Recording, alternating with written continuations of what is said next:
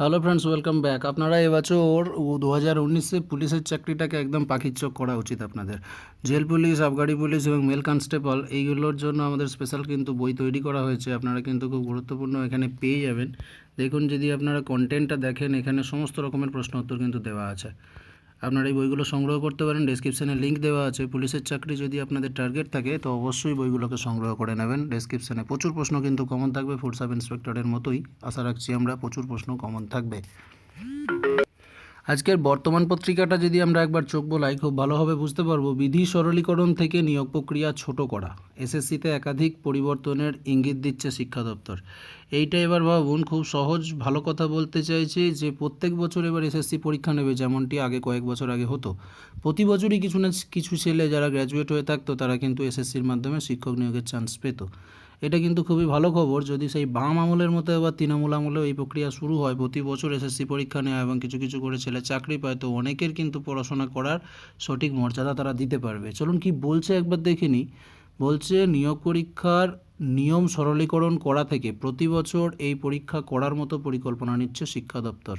শুক্রবার সেই রকম ইঙ্গিতই মিলেছে। এদিন দপ্তরের অফিসারদের সঙ্গে বৈঠক করেন শিক্ষামন্ত্রী পার্থ চ্যাটার্জি।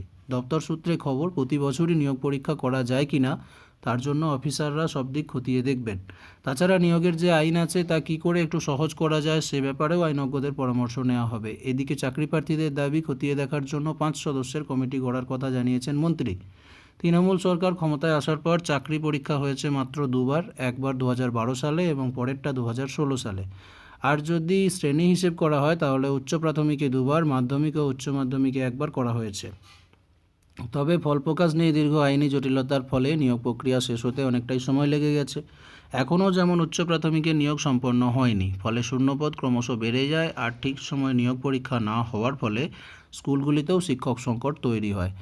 আর তাই আগামী বছর থেকে প্রতি বর্ষেই এই নিয়োগ পরীক্ষা করার ব্যাপারে উদ্যোগী দপ্তর। বছরে যত শূন্যপদ হবে তার ভিত্তিতেই পরীক্ষা করার ভাবনা রয়েছে তাদের। এছাড়াও এই নিয়োগ পরীক্ষার পর যতগুলি ধাপ রয়েছে তাও কমানোর ব্যাপারে কথাবার্তা চলছে।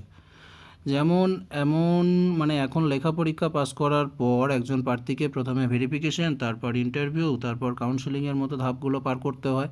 তাতে অনেকটাই সময় লেগে যায়। এই দীর্ঘ প্রক্রিয়া যাতে একটু ছোট করা যায় তার জন্য সব বিষয় খতিয়ে দেখা হবে। পাশাপাশি নিয়োগ বিধি এখন 15 পাতার, তাতে অনেক কঠোর শর্ত বা রূপরেখা রয়েছে, কিন্তু সেগুলিও কিছুটা সরল করার জন্য আইনগত পরামর্শ নেওয়া হবে। এদিকে অনশনরত এসএসসি চাকরি প্রার্থীদের একটি প্রতিনিধি দলের সঙ্গে আরও এক দফা বৈঠক করেন শিক্ষামন্ত্রী। সেই বৈঠকের পর তিনি জানিয়েছেন, এই প্রার্থীদের যা অভিযোগ তা খতিয়ে দেখার জন্য 5 সদস্যের একটি কমিটি গড়া হয়েছে। তাতে রয়েছেন স্কুল শিক্ষা দপ্তরের সচিব, 2 জন আইন অফিসার, এসএসসির চেয়ারম্যান এবং একজন ডেপুটি ডিরেক্টর। সেই অভিযোগের সারবত্তা থাকলে 15 দিনের মধ্যে এসএসসির থেকে জানিয়ে দেওয়া হবে। কিন্তু যেসব অভিযোগ এই অনশনকারীরা করছেন তাতে খুব বেশি ভিত্তি নেই বলে বুঝিয়ে দিয়েছেন মন্ত্রী। তিনি বলেন, প্রার্থী বলছেন বিজ্ঞপ্তির সময় যে শূন্যপদ থাকে তা পরীক্ষার ফল প্রকাশের 15 দিন আগে পর্যন্ত কতই দাঁড়ায়, তা হয় চূড়ান্ত শূন্য আসন। কিন্তু এই নিয়োগে তা করা হয়নি। কিন্তু আমরা তাদের দেখিয়ে দিয়েছি কোনো রকম অনিয়ম হয়নি, সব নিয়ম মেনেই হয়েছে। যোগ্যতা অনুযায়ী সুযোগ দেওয়া হবে, তাতে কোনো আপোস করা হবে না। এসবের পাশাপাশি অনশনকারীদের অনশন প্রত্যাহার করে নেওয়ারও আর্জি জানিয়েছেন পার্থ চ্যাটার্জি। শিক্ষামন্ত্রী যে আশ্বাস দিয়েছেন তাতে শুক্রবার রাত পর্যন্তও অনশন তুলে নেননি আন্দোলনকারীরা। তাদের বক্তব্য, যে কমিটির কাছে অভিযোগ জানাতে বলা হয়েছে তাদের সঙ্গে কথা বলার পরই পরবর্তী সিদ্ধান্ত নেওয়া হবে। তো বন্ধুরা, এই খবর থেকে আমরা বেশ কয়েকটা সুখবর পেলাম, এবং এই সুখবরটা কেন বেরিয়ে আসছে আপনারা খুব ভালোভাবে বুঝতে পারছেন যে দীর্ঘদিন ধরে অনশন করে ক্যান্ডিডেটরা কিন্তু সরকারকে এটা ভাবতে বাধ্য করেছে যে আপনারা একটা কমিটি তৈরি করুন এবং আপনারা পরীক্ষাগুলোকে সরল করার ব্যবস্থা করুন, নিয়োগ প্রক্রিয়াটা সঠিকভাবে করুন এবং তৎপরতাভাবে সিদ্ধান্ত নিন। আর তার সঙ্গে সঙ্গে আরও একটা বিষয় আছে, সেটা হচ্ছে মাথার উপর ভোট। যে কোনো সরকার চাইবে ভোটের আগে ক্যান্ডিডেটদেরকে খুশি রেখে ভোটগুলোকে তাদের কাছ থেকে হাসিল করে নেবার চেষ্টা করতে। সেরকমভাবেই কিন্তু রাজ্য সরকার যে সিদ্ধান্ত নিতে চলেছে সেটা আমাদের জন্য খুবই ভালো সুখবর। কিন্তু এটা আমাদেরকে ভাবতে হবে, মাথার উপর ভোটকে রেখে এটা করা হচ্ছে না শুধুমাত্র ক্যান্ডিডেটদের সুবিধার কথা ভেবে করা হচ্ছে। আপাতত যেটা সরকার জানিয়েছে সেটা ক্যান্ডিডেটদের ভালোর জন্য করেছে। তারা নতুন করে একটি কমিটি তৈরি করেছে এবং তারা ক্যান্ডিডেটদেরকে অনশন ছাড়তে আর্জি জানাচ্ছে এবং তারা আশ্বাস দিচ্ছে যে যে ভালো কাজগুলো করার দরকার তারা করবে। এবং আমাদের যে দীর্ঘ জটিলতা আছে, প্রতি বছর পরীক্ষা না হওয়া এক্সামিনেশন প্রসেসে লেট, এই ভেরিফিকেশন হেনা তেনা করে প্রচুর ঝুট ঝামেলা, তারপর আইনের জটিলতা আছে, কেস কাবাডি হয়ে যাচ্ছে, এই ব্যাপারগুলোকে সরলীকরণ করার ব্যাপার।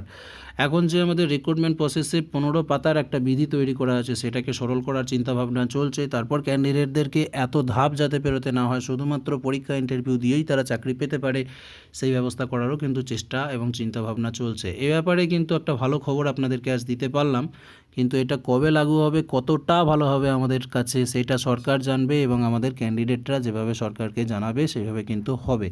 আপনারা আপনাদের মতামত অবশ্যই কমেন্ট করবেন। আপনারা কি আশা করছেন সরকারের কাছ থেকে, আর সরকার আপনাদেরকে কি দেবে বলে এখনো পর্যন্ত আপনারা অনুমান করছেন।